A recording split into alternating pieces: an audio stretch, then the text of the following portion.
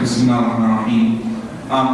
So inshallah ta'ala, first and foremost, just to kind of reiterate, tonight inshallah ta'ala, I'm going to address the other aspect of today's Khutbah al-Jum'ah. Today in Khutbah al-Jum'ah, we talked about the concept of being a silent devil. The Prophet ﷺ called it shaytanun akhwas.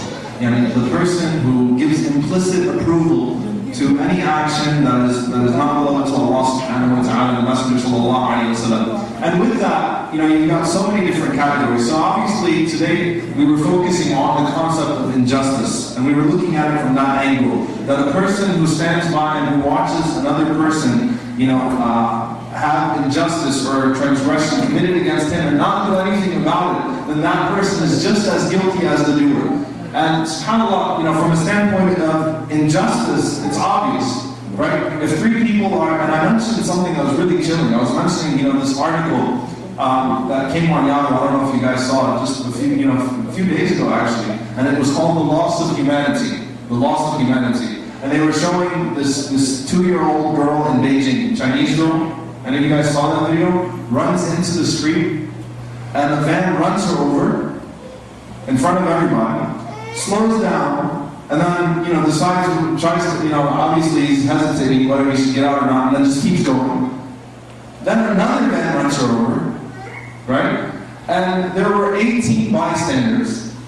No one said anything, no one did anything, no one even shrieked. Everyone just looked to the side, saw the dead baby as if it's a dead animal, and kept walking.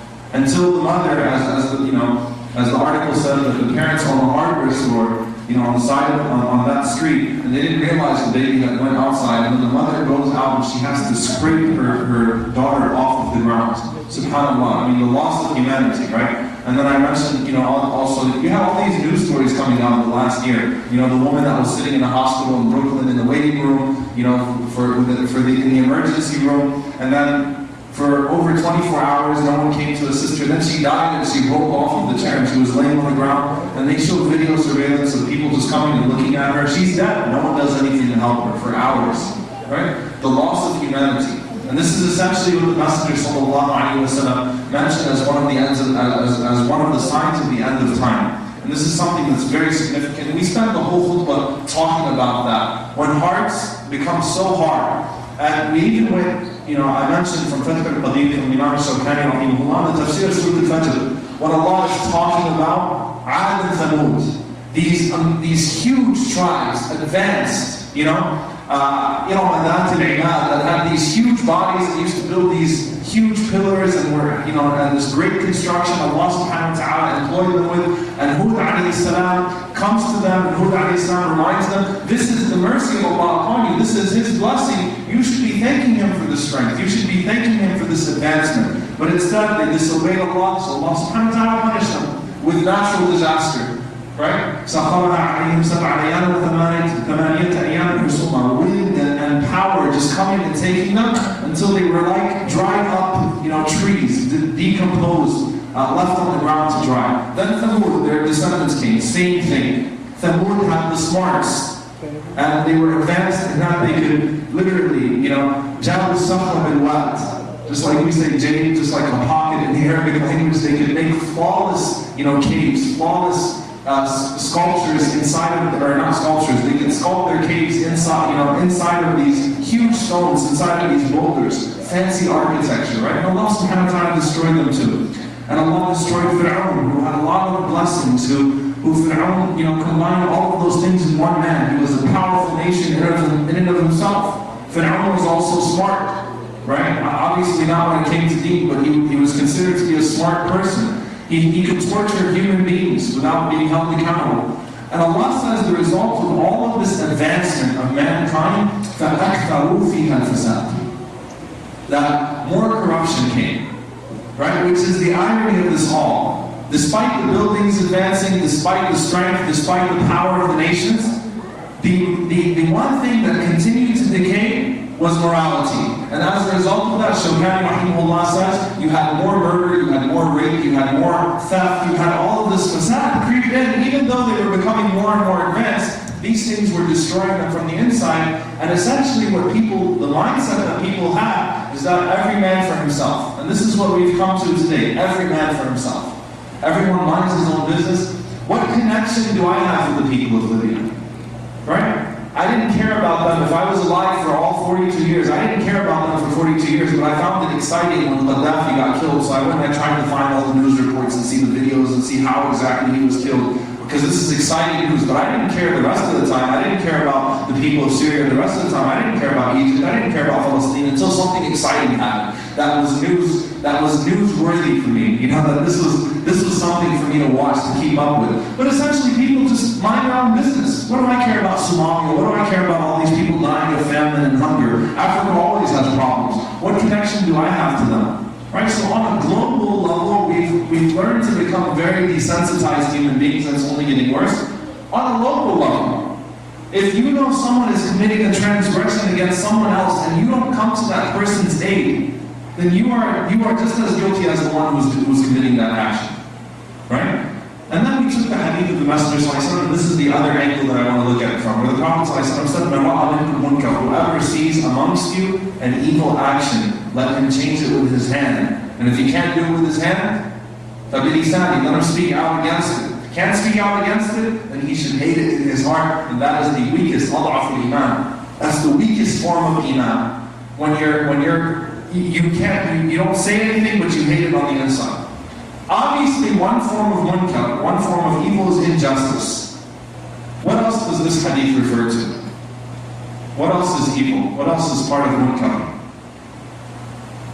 Think about it. What else is evil other than injustice? Sin, right? Sin. It's not that hard. Any sin is part of munkar. You know, witnessing a sin, being a witness to a sin being committed openly and not doing anything about it. That also falls into this hadith. That's also a scope of this hadith. Right? I see someone doing something and I don't say anything about it. And I think that as long as I'm not doing and I'm not committing that same sin, I'm not guilty. That person has to meet Allah subhanahu wa ta'ala. I don't have anything to do with it. You know what? I don't have to say anything. You know what? On top of that, I can even hang out with that person. I can even be with that person all the time while he's committing that sin. But I don't have to say anything about it. I don't have to do anything about it. Right? And that makes you what? Shaytan, a mute, silent devil. You're just as guilty as that person because you didn't stop him. You didn't get in the way. And in fact, if you look at some of the hadith, I want you to think about this. You know, in the time of Umar ibn Abdul Aziz, rahimahullah ta'ala, in his seerah, there's an incident that took place where there was a group of young men caught drinking alcohol. And think about this. One of the people that was with them was Sa'im, not this one. He was fasting. The seerah says he was fasting, right? Think about this. The guy is fasting. It was a Thursday. Everybody else is drinking, but he didn't say anything. He was just fasting. So they brought him to Umar ibn Abdul Aziz, rahimahullah, and Umar rahimahullah said, "Watch them all." So what about the guy who was fasting? He said he's just as guilty. Because the one who witnesses shahadat az-zur, the one who witnesses falsehood, who watches it, doesn't do anything about it, is just as guilty as the doer himself. And he also mentioned the hadith of the Messenger sallallahu alaihi wasallam that no one should sit at a table where alcohol is being served. Right? I remember a khatib, you know, someone was telling me a khatib in Jum'ah, like a speaker in Jum'ah, said sometimes I'm the designated driver, and he was proud of that. Like, my friends drink, but I don't drink. It doesn't work that way, buddy. You can't be the designated driver, and you can't be at the table with that person. You can't be implicitly approving of that action. So by sitting there, even if you yourself are not drinking, the Prophet ﷺ said he incurs the sin too. Because he's sitting at the table while wine's being served, so he's indicating to those people he really doesn't have a problem with what they're doing. He's letting it go. Right? And then take it a step further. Not only are we sometimes implicitly approving of things, sometimes you're actually assisting in a way. Right? It can be very, very, very small things. But again, the example of alcohol, because the Arabs were huge drinkers. So the Prophet ﷺ stressed many different aspects of this. Alcohol. Rasulullah ﷺ, who did he curse? The one who drinks, the one who sells. Who else? Only youth. The one who pours it, the one who it's poured for, the one who carries it, the one who it's carried to, all the way to the one who makes it, who takes the grapes. You know, the one who provides the grapes that will be used to make that alcohol, if he knew what it was going to be provided for, obviously, if he knew what was going to happen as a result of that. That's a scary hadith.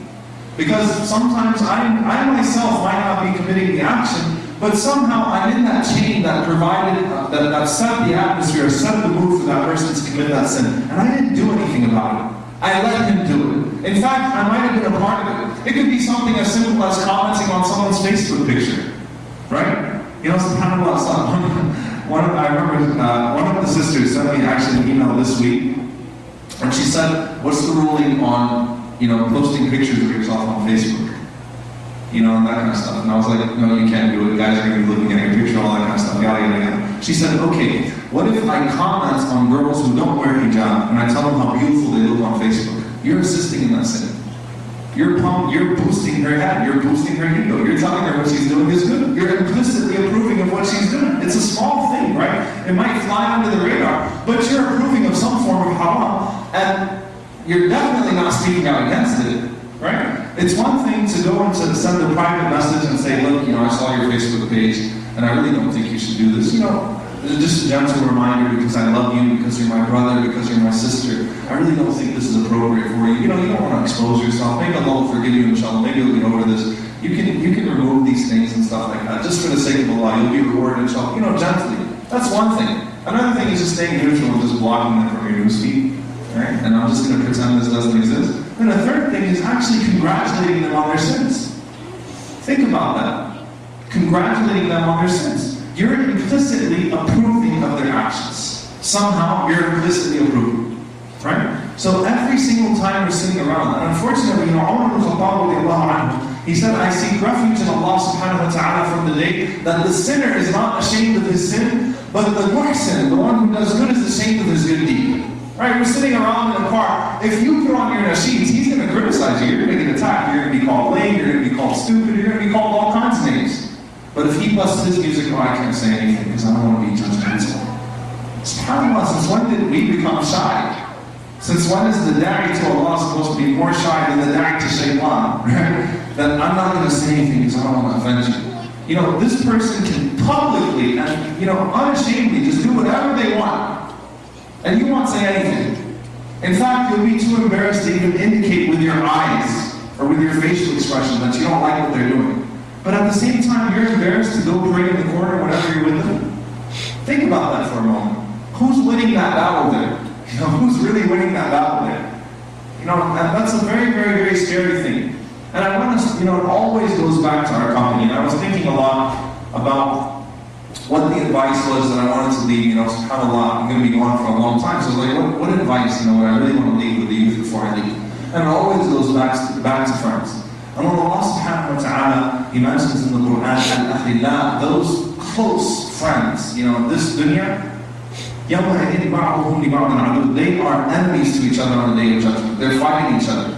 Ali ibn Abi Talib radiallahu anhu, Ibn Kathir has a narration about him. He says that he commented on this ayah in this way.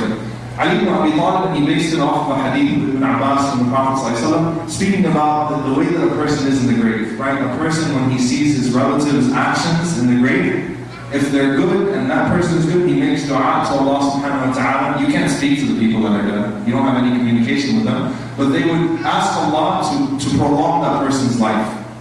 Right? And until they die being guided. You know, if you have a good family member. So Ali radiallahu ta'ala anhu, he said, the best friendship is the one that when one of the friends leaves this world, and he dies a salih, he dies a righteous person, and he meets Allah subhanahu wa ta'ala, he says to Allah subhanahu wa ta'ala, oh Allah, do not allow my friend so-and-so to die until he's been guided to what I have been guided to. He used to command me to obey you and the Messenger sallallahu alayhi wa sallam. He used to lead me to the truth. And Ali radiallahu ta'ala said he would be told that if you knew the situation of your friend, you would cry a little, you would laugh a lot. Meaning what? He's going to be in a good situation. And when he passes away, that those two souls are united. Those believing souls are united. And he said the worst friendship is the one whenever a friend dies, and that friend was upon disobedience of Allah subhanahu wa ta'ala. And whenever he dies, he says, oh Allah, do not let my friend so-and-so die until he dies in the same miserable situation that I was in, until he's guided, until he's led astray the same way that I was led astray. And whenever he joins, and then he makes, he actually makes dua against his friend in a way of cursing him. He says, he led me to disobey Allah and His Messenger. I'm paraphrasing, it's a long narration. He led me to disobey Allah and His Messenger. He didn't stop me.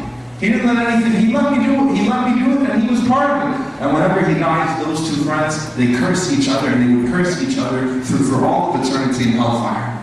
You did this, you did that, why didn't you stop me, why didn't you say anything, why did you do this, why did you leave me to this, why did you leave me to do that? Constant fighting and bickering. And subhanAllah, I was just thinking, and I'm going to end with this inshaAllah ta'ala. Beautiful, beautiful ayat, but very terrifying. And we always mention it, and every time I mention these ayat, I talk about another aspect of it, because the tafsirs of this ayat are amazing. When Allah subhanahu wa ta'ala says, وَيَوْمَ يَعْبُدُ الظَّالِمُ عَلَى يَدَيْهِ يَقُولُ يَا لَيْتَنِي اتَّخَذْتُ مَعَ رَسُولِ سَبِيلًا. When the transgressor would be swallowing, biting on his hands, biting on his fist, and saying, I wish I would have taken the path of the Messenger sallallahu alayhi wa sallam. And then he's complaining about his bad friend.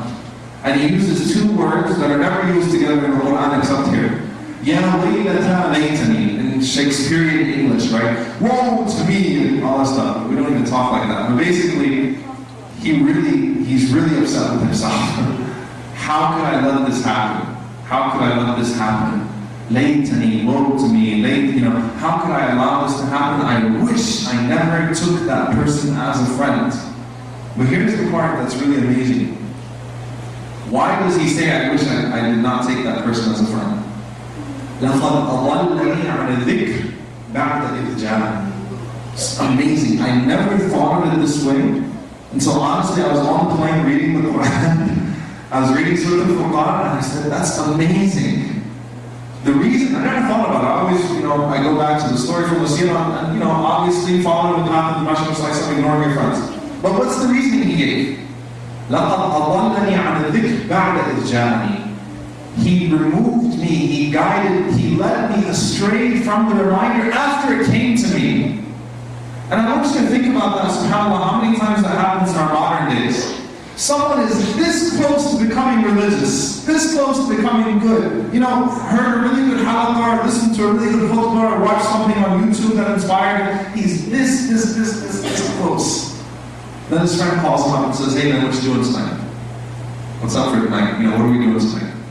And he goes to that environment and he forgets everything. Everything.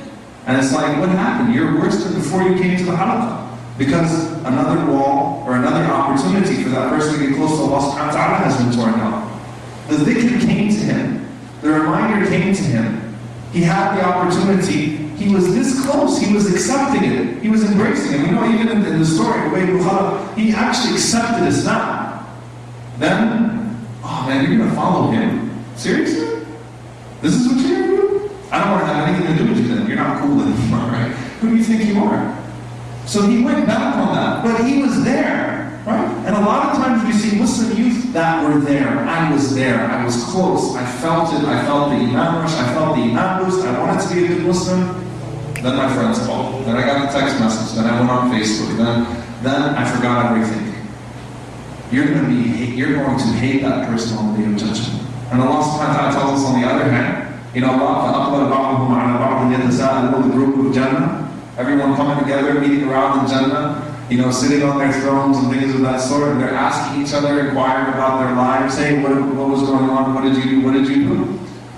قَالَ قَائِلٌ مِّنْهُمْ إِنِّي كَانَ لِي قَرِينٌ. One of them says, hey, I used to have this friend. يَقُولُ أَإِنَّكَ لَمِنَ الْمُصَدِّقِينَ. He used to say to me, are you really going to believe this stuff? أَإِذَا مِتْنَا وَكُنَّا تُرَابًا أَإِنَّا لَمَدِينُونَ. Like when we die, we become dirt, we're going to be revived? Seriously? Come on, man, leave that nonsense. Right? And he's remembering, this person in Jannah is remembering all this stuff. When his friend used to talk to him and say, oh man, you're becoming religious, stop. You're changing, you need to stop this. You're being brainwashed by these shuyukh, you're being brainwashed from the masajid. You're becoming a sellout, you think you're better than me, blah, blah, bombarding him. Right? قَالَ هَلْ أَنْتُمْ مُطَّلِعُونَ. And subhanAllah, only one of the Mufassirin is Zamakhshari, he pointed this out. قَالَ هَلْ أَنْتُمْ مُطَّلِعُونَ. He said to those guys in Jannah, he said, do you guys want to go see what happened to him?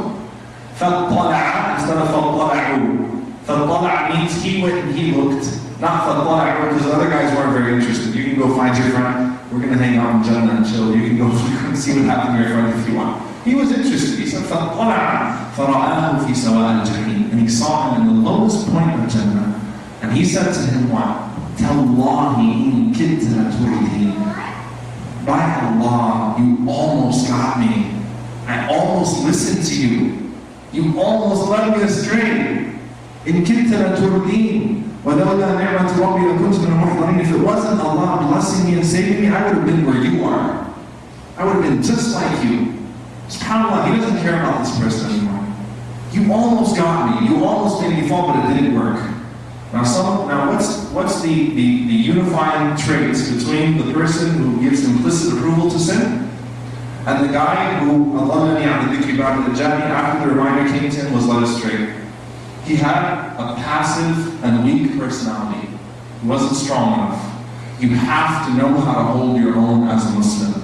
You've got to be able to have a strong enough personality that you change your environment doesn't change you. That if you're around people that are lower than you in Iman, you make them better in Iman. And if you're around people that are higher than you in Iman, you try to reach that level. But you have to be able to hold your own as a Muslim. You have to have a strong personality. Otherwise, you can be one of two. Either you can be a silent devil, someone who's witnessing falsehood, or you can be someone who fell into it because although he was close, although he felt it, like he was getting close to Allah subhanahu wa ta'ala, somebody called him up, somebody led him back to that path. And by the way, this continues for your entire life. People think peer pressure is, high school pimpled kids, sitting around them, oh dude, let's go do this. People limit peer pressure to a very simplistic definition. It's not that. Peer pressure continues at 50, 60, 70 years old. People still have peer pressure. You're still trying, if you're a weak personality, you're still trying to go with the flow. You're still trying to do what everybody else is doing. Peer pressure continues. It just takes on a more sophisticated form, but it continues. Your entire life, it continues. Unless you have a strong enough personality where you hold your own to the point where you're not shy of your good deeds. You're not shy of being the religious guy. You're not arrogant, but you're not shy. And there's a fine line between those two. You're not being judgmental, you're not telling people, you're not thinking that you're better than them, but at the same time, you're not going to tolerate their stuff. And you're not going to allow it to happen on your watch. Not in front of me. You can go sin however much you want outside. Whatever you want to do, not in front of me. I'm not going to tolerate it. You're not going to do it in my car. You're not going to do it around me. You're not going to do it while in our chill session. You're going to go do it somewhere else. Not in my house, not on my watch. It's not going to happen. Think about that when you have that personality. That is something that was consistent with all of the companions of the Messenger sallallahu alaihi wasallam. When they saw something, they changed it. They changed it. And if you truly love that person, I'll end with one hadith. Beautiful hadith, which really shows us the task of the amr bil ma'ruf and nahy anil munkar, enjoining good and forbidding evil. The Prophet ﷺ gives us this analogy of a ship. You got some people on the top deck, some people on the bottom deck. The people on the bottom deck don't want to disturb the people on the top deck and ask them for water, so what do? They put a hole in the bottom of the ship and start getting water from the ocean. Think about that. And the people on the top deck don't bother to come give them water. So what happens to the ship?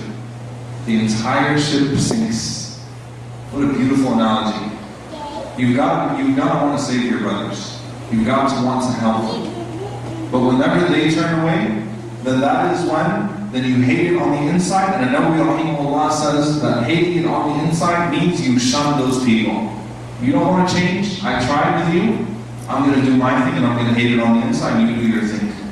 SubhanAllah. But I'm going to try to give you water.